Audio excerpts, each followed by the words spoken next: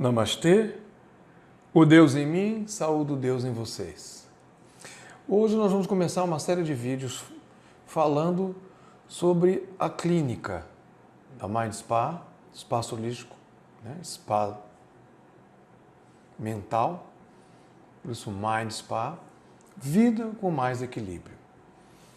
Por que um spa mental? Porque a questão do homem é uma questão de ordem mental. Nós havíamos falado nos primeiros vídeos, quando falei do meu livro, sobre o poder criador do homem, Logos, e que a questão do homem era uma questão de ordem mental. Nós somos seres mentais, nós não somos seres físicos. Nossos corpos físicos são apenas materialização de energia, mas nós somos seres de ordem mental. O problema do homem é um problema de ordem mental, logo tem que ser tratado na mente. Quando eu trato o corpo físico, na realidade eu trato o efeito. E é isso que a medicina alopata geralmente faz. E algumas terapias que fazem o tratamento corporal apenas como uma forma de amenizar uma dor, um sofrimento. Mas cura verdadeira, qualquer que seja ela, em que campo for, ela tem que ser feita a nível interno e não externo. Aqui na Mind Spa a gente trabalha com um tipo de terapia que eu mesmo desenvolvi e que eu chamo de terapia filosófica analítica integrativa. Ora, o que vem a ser isso? A terapia filosófica porque eu utilizo vários elementos, várias ferramentas da filosofia clássica grega, de algumas filosofias espiritualistas, como a psicologia budista, a psicologia esotérica, alguns elementos dessa filosofia, analítica porque utilizamos alguma base junguiana de análise, integrativa nesse sentido de integrar vários conhecimentos ou várias ferramentas para fazer isso. O paciente, quando chega aqui com algum problema, ele é tratado, todos são tratados nessa base. Todos são tratados da mesma maneira, de forma, claro, bem tratados sim, mas da mesma forma não, porque nós não somos iguais. Somos indivíduos. E ao contrário da medicina comum, nós não tratamos as pessoas de forma protocolar. A medicina é protocolar. Se você está com dor, ela te dá um analgésico. Se você está ansioso, ela te dá um ansiolítico. Se está depressivo, ela te dá um antidepressivo. E assim por diante. Há um protocolo a ser seguido. Aqui não é que a gente não tem um protocolo mínimo, mas esse protocolo é ajustável na medida da necessidade e da condição de cada paciente. Então, obviamente, quando o paciente entra aqui pela primeira vez na clínica, é feita uma anamnese. Essa anamnese é baseada na ideia do desenvolvimento septenário. Então, se pede ao paciente que descreva como foi a sua vida primeiro do que ele lembra, do 0 até os 7 anos. Claro que a gente vai realmente começar a lembrar dos 4 e 5 anos em diante. É que você lembra de alguma coisa, não sei que tenha tido algum ato, alguma atitude, algum fato que tenha marcado muito para você lembrar. A gente lembra de algumas coisas. Mas é impressionante quando a gente vê o resultado disso, como as pessoas começam, elas mesmas, a ficarem assustadas, como elas lembram de coisas que estavam escondidas. Porque elas nunca mexeram naquilo, nunca tentaram lembrar. Depois dos 7 aos 14 e assim diante, dos 14 aos 21, até chegar à idade atual do paciente. O que a gente quer com isso? Nada, simplesmente perceber como é que foi o desenvolvimento emocional e mental do paciente. Nós, depois de muitos anos de pesquisa de trabalho, podemos concluir que, sem medo de errar, 90% do problema patológico das pessoas é uma inadequação emocional. Ora, se as pessoas são inadequadas emocionalmente para lidar com as coisas, com a vida, então nós temos que ensinar as pessoas a lidar com isso. A verdadeira profilaxia, então, é ensinar as pessoas a se adequarem.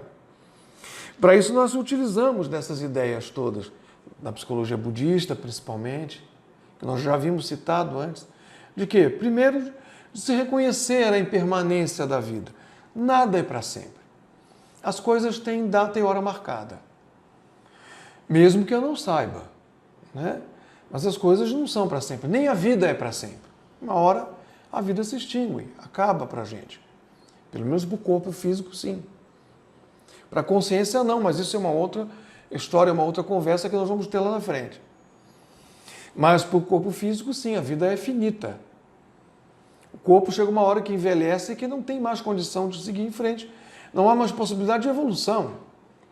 Temos que largar como se você deixa uma roupa velha. Então, nada é para sempre. A impermanência é a lei do mundo, que rege o mundo. E a segunda, segundo a psicologia budista, é a aceitação. Eu tenho que aceitar que isso é uma realidade. Aceitar para mudar, não é aceitação passiva. Eu aceito, eu sou assim mesmo, esse é meu karma. É muito comum você ouvir isso das pessoas. Perdão, e é uma má compreensão do que seja o karma. Karma significa, é uma palavra sânscrita que significa ação. Em sânscrito, karma significa ação. Então é a lei de causa e efeito. É a lei da ação e da reação. A cada ação corresponde uma reação igual, no sentido contrário e proporcional à força que você põe em ação. Correto? Isso é que é o karma. E as pessoas usam a ideia do karma como algo passivo, como algo fatal. É meu karma, eu não posso fugir disso. Ou é o meu karma, por isso que eu sou assim. É o meu karma, por isso que minha vida é assim.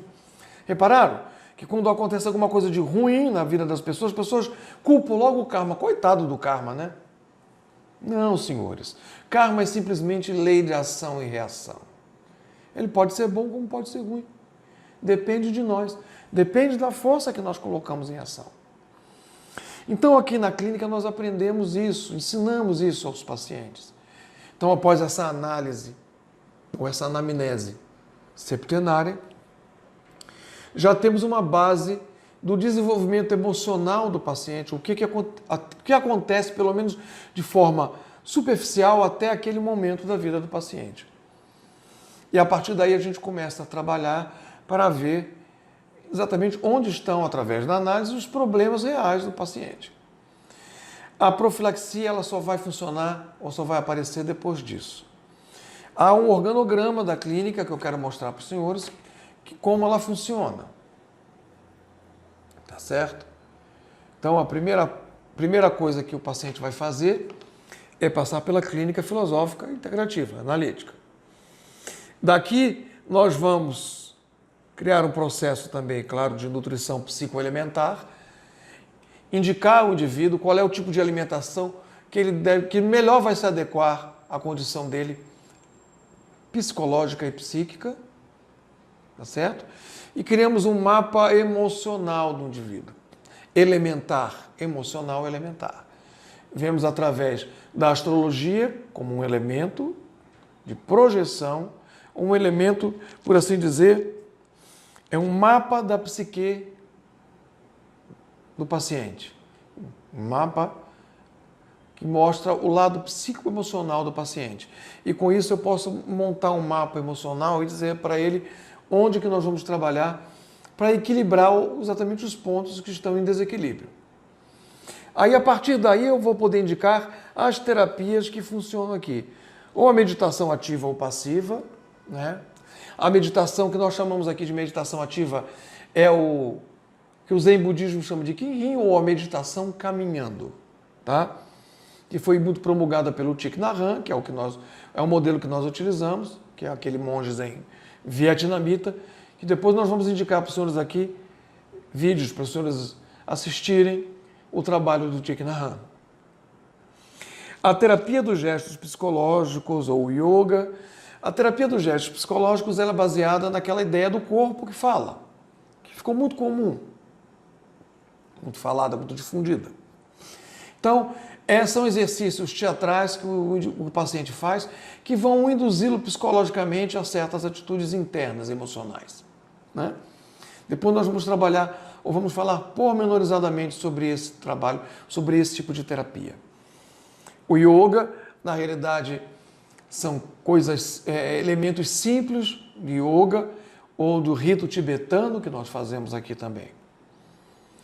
Aí, relaxamento psicofísico ou reiki, que nós indicamos para a pessoa fazer, nós não temos na clínica, mas se for indicado, a gente indica nossos parceiros que fazem isso.